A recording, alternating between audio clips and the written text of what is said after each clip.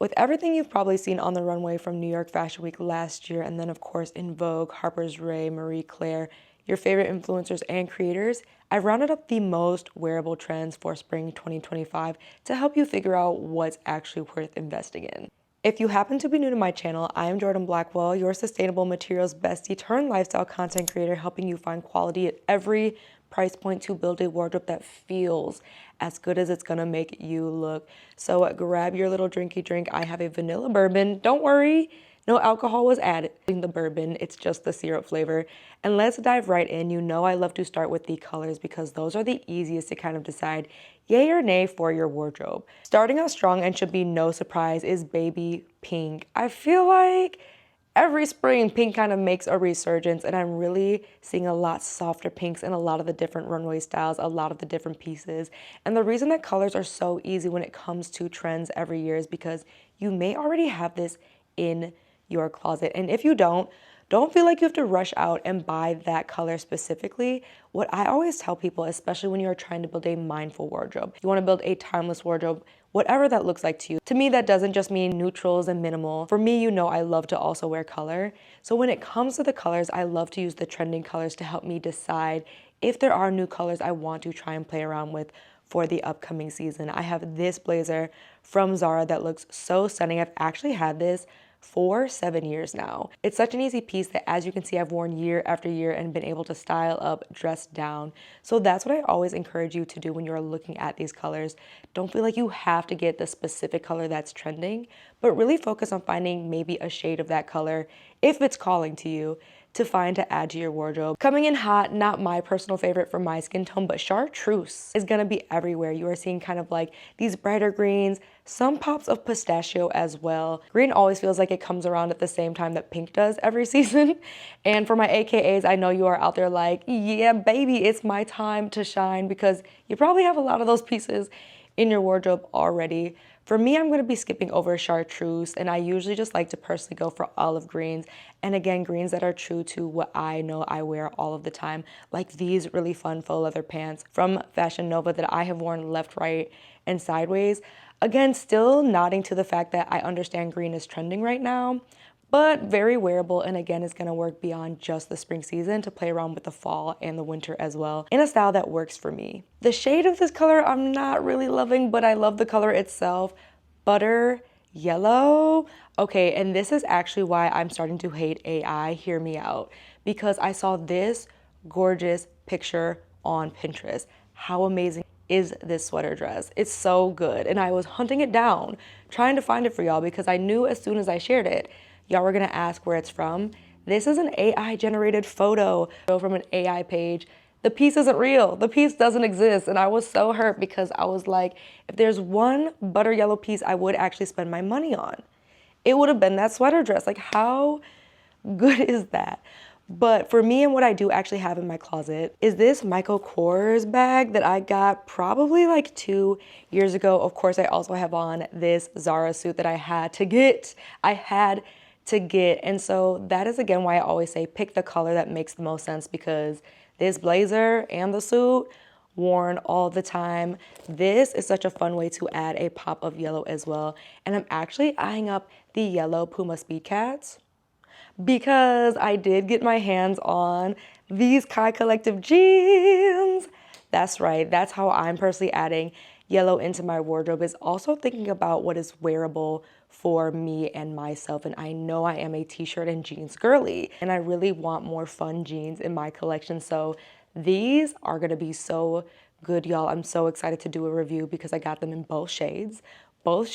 And again, with yellow just being a color I love to wear and it being trending, it's gonna be so perfect for the spring season. Moving into textures as your sustainable materials bestie, this is my favorite part, because again, this is where feeling good in the clothes start, is just finding those fabrics and those textures that you love to wear. And so, surprise or not really surprising, suede and corduroy are coming into the spring season. I'm really excited about this. I do have a couple of suede boots that I've added to my collection that I'm really excited to pull out for the season. I haven't styled them just yet because it's rainy here in Michigan, and y'all know my feelings on suede and rain. I'm not about to risk it. But I did recently get this corduroy set from True Religion. First of all, did y'all know True Religion was coming like this? Because I recently got introduced to the brand and I gotta say, the pieces, this set, it's giving, and this dark brown color is still very much having a moment. And these pieces, of course, together, y'all know I love a matching set, work so well, but then separately, this jacket's gonna look so good layered over just a simple top with some jeans. The pants are gonna look really good with some fun tops and elevated basics, which is where I am living this season, as you'll see in my upcoming video on early spring outfits. So do not be sleeping on corduroy at all. Not really surprising, but kind of surprising is that modern lace is having a moment as well, because I will talk about this a little more in depth later. Polished boho is making a comeback, and so you're seeing this with a little more dressier laces, which I personally feel this is coquettish, so that's not typically my style. Y'all know I'm a tomboy at heart that recently came into her feminine side, so lace and all of that is still, to me, it feels very much like for the nighttime, and I just have not found a way that it really blends with my style. But I've seen so many girlies wear this in such fun ways, and of course, kind of the rise of like, do you remember those socks we wore as little girls, like this with the lace trim? Like, that would be a really easy way if you are somebody who wants to give a nod to trends without really diving headfirst into them. Little touches and details like that are actually a really, really great way to show that nod, to give that stylized look without going overboard and being too trend forward and building out a wardrobe that just doesn't last in the way that you want it to. Now, this fabric I love in theory. Again, I just haven't found a piece that works for me. Is organza. Organza tops are so perfect. I would say personally less for spring, but as you're gonna go into summer, but there are some fun ways to layer this and wear these kinds of fabrics. They're just softer, they're very feminine, they're very fun. And as someone who finally has what feels like all of the basics I need, I think I am set on like wardrobe essentials, and I'm slowly building into those more statement pieces that are still going to evolve with my style. Organza is definitely something that I'm exploring because it just is fun and can be easily layered and styled a bunch of different ways when you choose a piece that actually just speaks to you and works with what you own. Then we're having a resurgence of tweed, and not just Chanel, but Gucci, a couple of other designers. We're showing tweed everywhere, the classic suits, the classic skirts. I do feel like if this is your style, especially a more feminine forward aesthetic, tweed is never a wrong answer. And even if you are not like forwardly femme, I feel like a good tweed jacket is always gonna be fun when you find the right colors and the right style.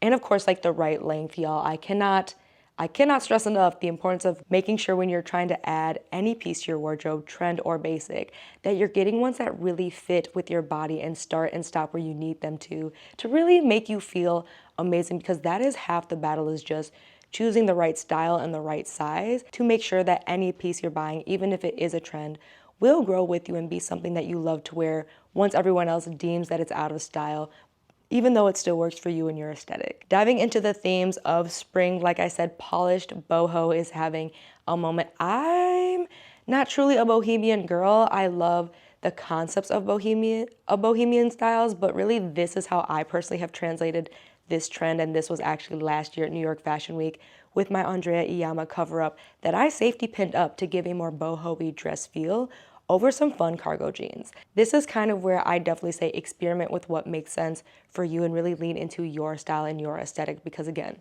I'm a jeans girly, I'm a pants girly, but you may love a good boho dress, but then polishing that up looks like maybe some leather boots, maybe some fun studded accessories, right? And the other fun thing about boho is it's not just the pieces and the flowy designs and the draping.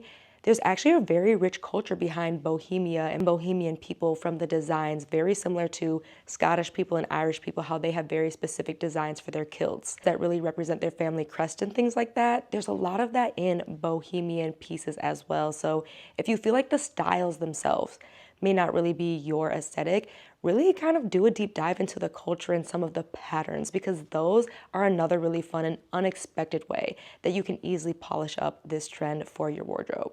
Of course, not surprising, because we are still in that battle to work from home, is the elevated athleisure. I'm here for this.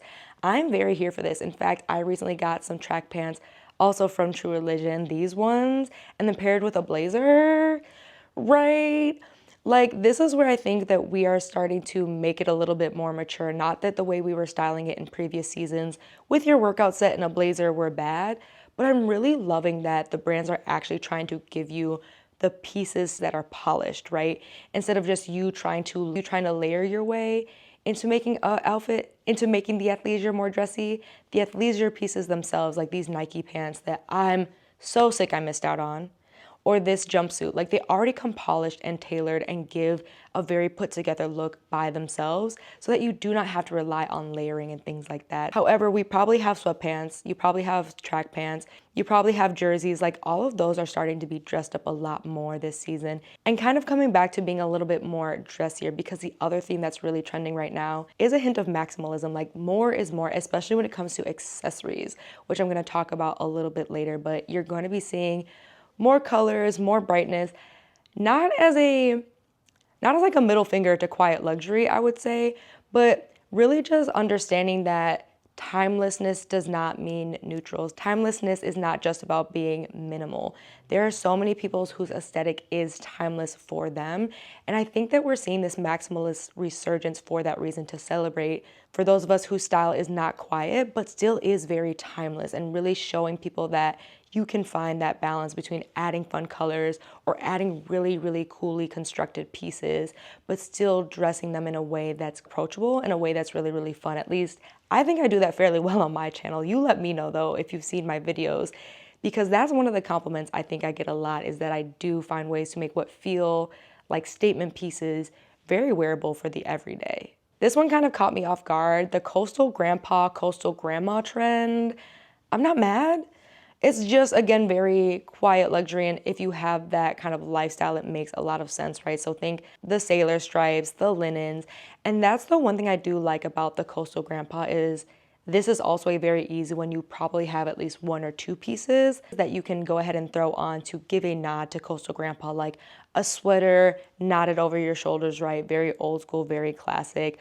Or if you've got some sailor stripes, but with some more like fashion forward jeans, right, to make it feel more fresh and more fun. I'm not mad at it. It just really caught me off guard. Like I always think of, whenever people say coastal, I always think of something's gotta give, because was Diane Keaton not just killing it in that role? And then her outfits, just the turtlenecks, the blacks. I don't know why. I know it's not like the quintessential coastal grandma, but she is always who I think of whenever I hear like coastal is trending, is just Diane Keaton in that role. She was just so fun. That was actually such a cute movie. Still one of my favorites, to be honest. Getting into the pieces, because sometimes we actually have them already sitting in our wardrobe, or this does give you an opportunity to fill in a gap you may have in your wardrobe with something that feels a little bit more fresher, right? So first and foremost, not loving this one, but pantaloons.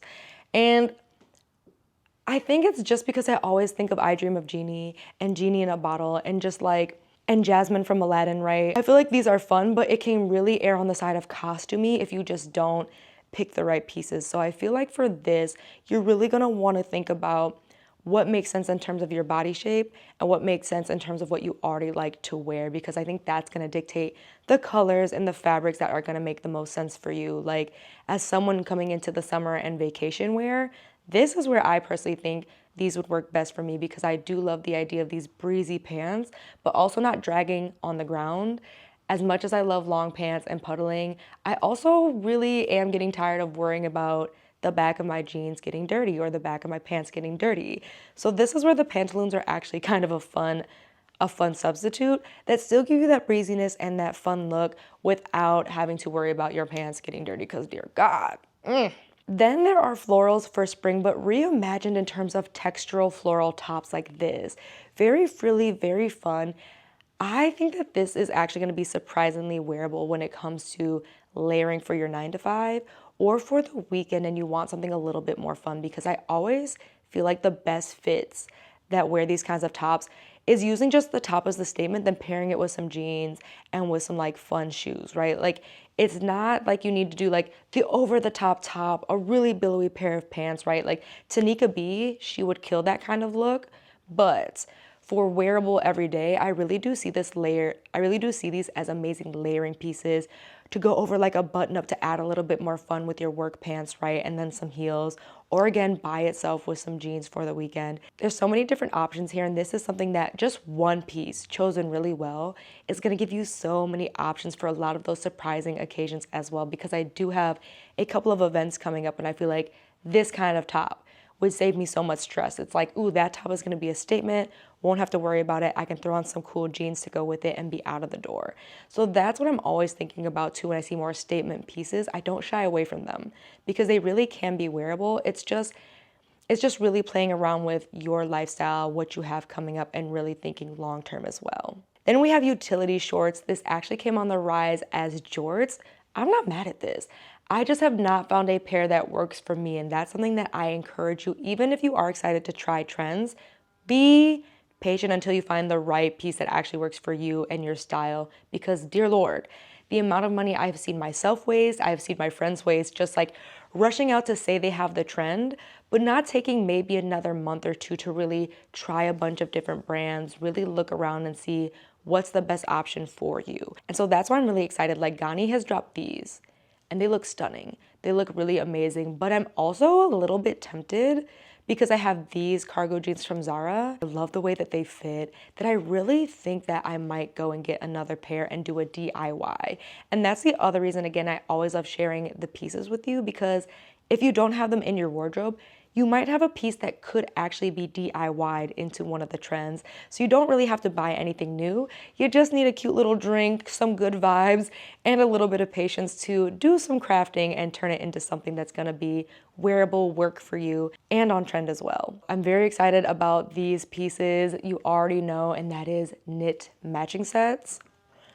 I'm not gonna toot my own horn and say that my collection is undefeated, but when I introduced this set from NAKD, and then this one from H&M, I'm just gonna say, like, I know where to find the good knit sets. I also have this other one from NAKD.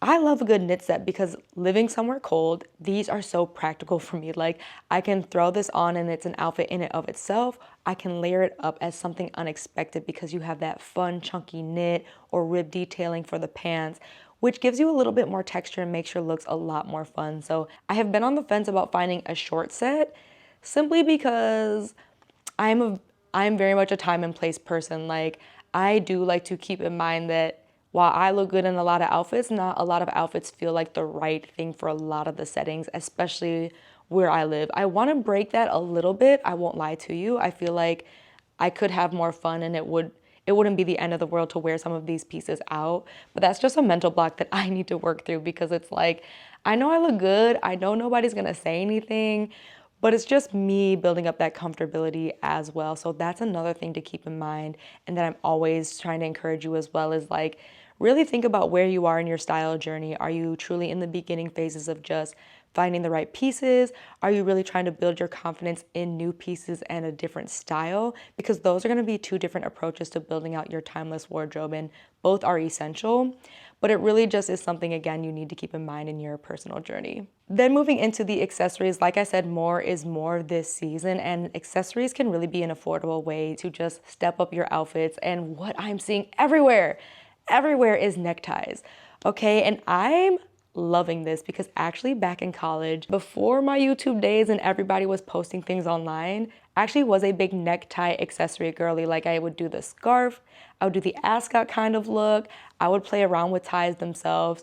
So I'm really excited now that I'm a little bit more mature to reintroduce what was a very big element of my style back in the day now. And the way that this looks like for me is I actually found this really cool hack to tie up just some of your fun scarves, like your silky scarves, into ties. But I actually also want to raid my dad's closet in such a fun way to really kind of like connect with your family on a deeper level. So I'm really excited. I know he's actually going to get a kick out of it to go into his closet and pick out a couple of ties that he may not want anymore. And then I have a special piece that belongs to my dad that just brings me closer. And it's those details too, as you're building out your wardrobe, that really make a difference. Like that context, that history, those connections to the pieces beyond just they looked cute are really going to help to tell a richer story when it comes to your personal style. Like I said, over accessorizing is in. I'm mixed on this personally. I think I'm here for over accessorizing in terms of jewelry. We're also seeing bag charms. We're seeing like additional bow ties on pieces.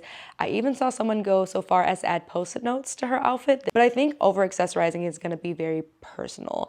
And I think what's really fun about this is like you can use what you already have, and it's really about kind of discovering just different ways. Like for me, I have a bunch of these fun little like brooches that I got during New York Fashion Week. This one says Fashion Ho.